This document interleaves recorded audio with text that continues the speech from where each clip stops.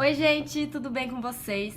Eu sou Tayara Paola, sou médica, biomédica, especialista em análises clínicas e pós-graduanda em didática universitária. E hoje eu tô aqui para ajudar vocês a entenderem um pouco melhor a diferença entre dois exames que levam a mesma sigla, que é PCR, mas que são completamente diferentes, tá bom? Antes da gente começar, eu quero pedir para vocês me seguirem nas minhas redes sociais, que são essas que estão passando aí embaixo, se inscrever no meu canal do YouTube e também ativar o sininho aí do canal do YouTube pra quando eu postar vídeo novo, vocês receberem notificação, tá bom? Então vamos lá. Hoje nós vamos falar sobre os dois PCR. Um é a reação em cadeia da polimerasa e o outro é a proteína C reativa. Eu vou começar pela reação em cadeia da polimerasa porque ele é um pouquinho mais complexo. Então, o que significa PCR? Significa reação em cadeia da polimerasa. Ele é uma tradução do inglês, tá bom? Ele é um teste de biologia molecular e ele acontece in vitro. O que significa isso? Que ele acontece fora de um sistema vivo e em um ambiente que seja controlado e fechado.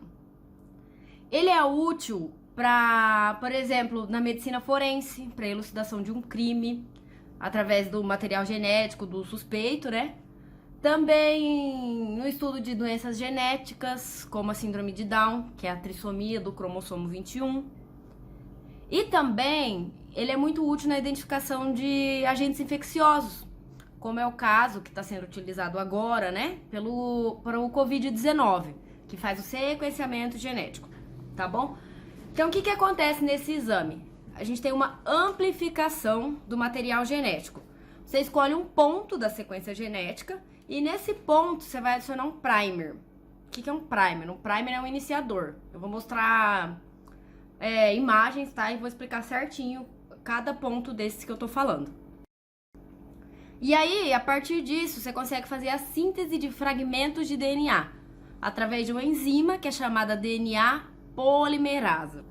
Então agora vamos falar sobre as 4 etapas da reação em cadeia da polimerasa, que são desnaturação, hibridização, extensão e revelação.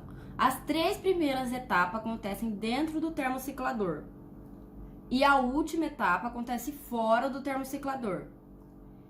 A primeira etapa, que é a desnaturação, acontece numa temperatura de aproximadamente 90 graus. Para que tem que ser essa temperatura? Para que as pontes de hidrogênio que ligam as duas fitas de DNA sejam rompidas.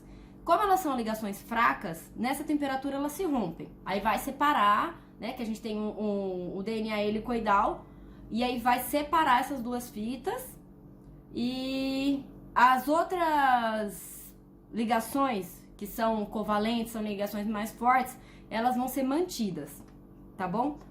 A segunda etapa é a hibridização. Nessa etapa, a temperatura do termociclador vai cair para aproximadamente 40 a 65 graus.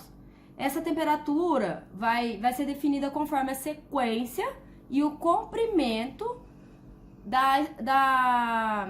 dessa sequência genética que você quer estudar, tá? E aí, nessa etapa é que é adicionado o primer.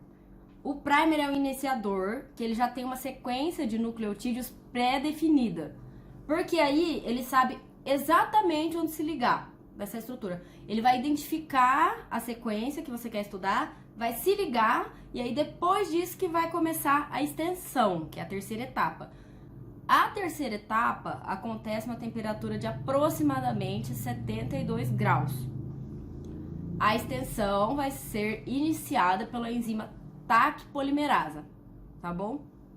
E aí a última etapa é a revelação. Ela acontece fora do termociclador.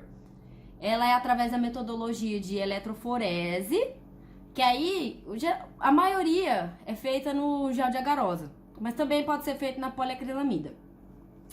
E cada ciclo desse se repete por aproximadamente 60 vezes. Aí vocês falam, ué, mas eu vi que o exame que está sendo feito por Covid-19 chama RT-PCR. E aí? A diferença é que o RT-PCR, ele faz uma transcrição reversa. Por quê? Por exemplo, o vírus da Covid-19, ele é um vírus que tem RNA no material genético, não DNA, assim como vários outros vírus. Então, primeiro, tem a necessidade de você transformar esse RNA em DNA para depois começar as cópias, tá? Essa reação é feita através da enzima transcriptase reversa. Agora eu vou mostrar para vocês umas imagens. Ó, aqui nessa primeira imagem, a gente tem a estrutura de DNA, né? Uma estrutura helicoidal com fita dupla. Aí, naquela primeira etapa, essa aqui, ó, primeira etapa do PCR, vai romper essas pontes de hidrogênio, né? E vai deixar o DNA como uma fita simples. Aqui, só para lembrar vocês, ó, tem os nucleotídeos, né? Adenina, timina, citosina e guanina. Aí, adenina se liga com timina e citosina se liga com guanina. Tá, para fazer a reação, a gente precisa da amostra de DNA, dos primers, os nucleotídeos, a enzima TAC polimerasa, o tampão e o tubinho de PCR. Aí vai ser tudo colocado no termociclador e passar por aquelas etapas, né? Essas aqui são aquelas 3 primeiras etapas que acontecem dentro do termociclador. Aqui a gente tem um exemplo de um RT-PCR. Essa fitinha aqui, ó, é de RNA, fita simples. Então aqui a gente tem adenina, uracilo, guanina, citosina. Por quê? No RNA a gente não tem timina, a gente tem uracilo, certo? Aí, por exemplo, você quer estudar essa sequência genética aqui, que tem adenina, adenina, adenina, adenina, adenina, adenina. Então, seu primer tem que ser timina, timina, timina, timina, timina, timina, certo? Se você quisesse estudar isso aqui, por exemplo, guanina, citosina e adenina. Então ia ter que ser, seu primer ia ter que ser citosina, guanina, timina. Beleza? Aí aqui mostra, só para exemplificar mesmo, essa amplificação, tá?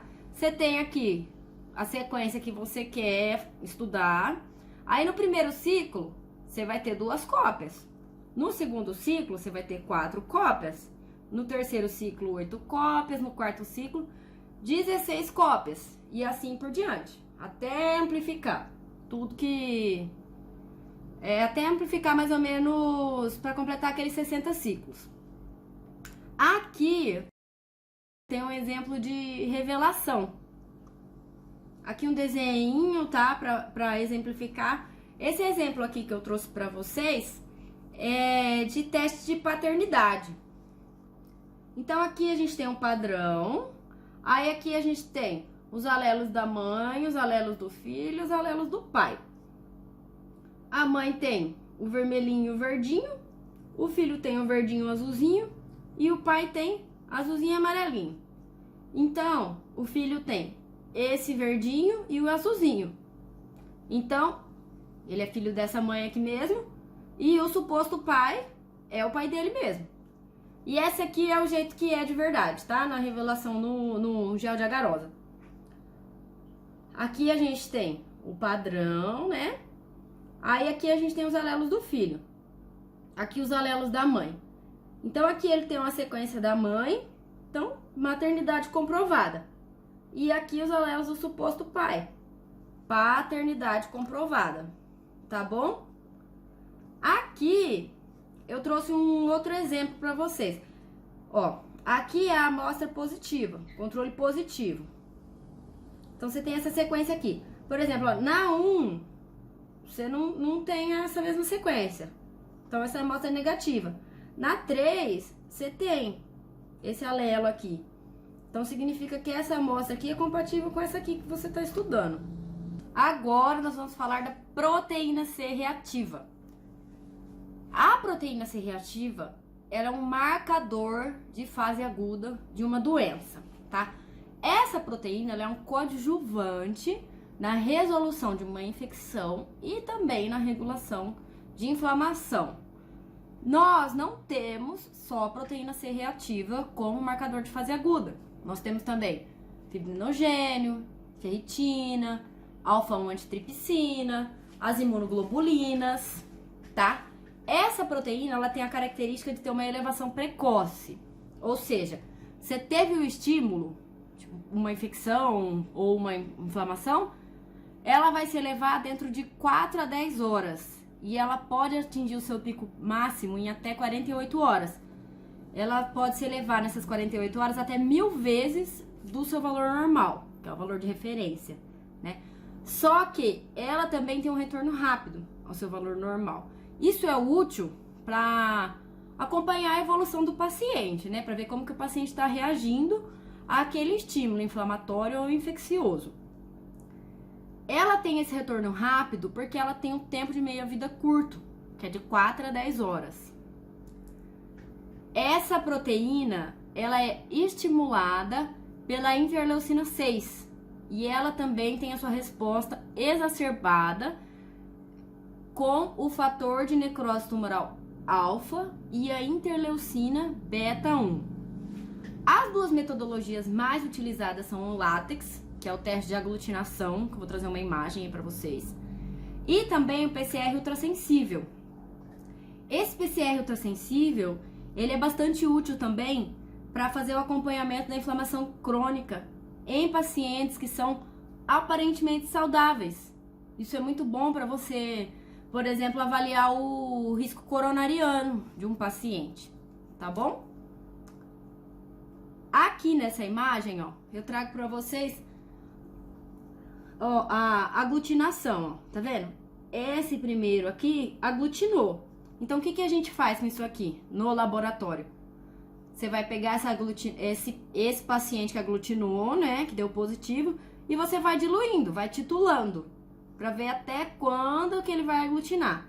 E isso aí vai te dar a resposta, tipo, o valor semi-quantitativo de quanto que deu esse PCR do paciente. Bom, gente, era isso que eu tinha para trazer para vocês hoje. E eu quero pedir de novo para vocês me acompanharem nas minhas demais redes sociais, porque eu vou elaborar mapa mental para postar para vocês, tá?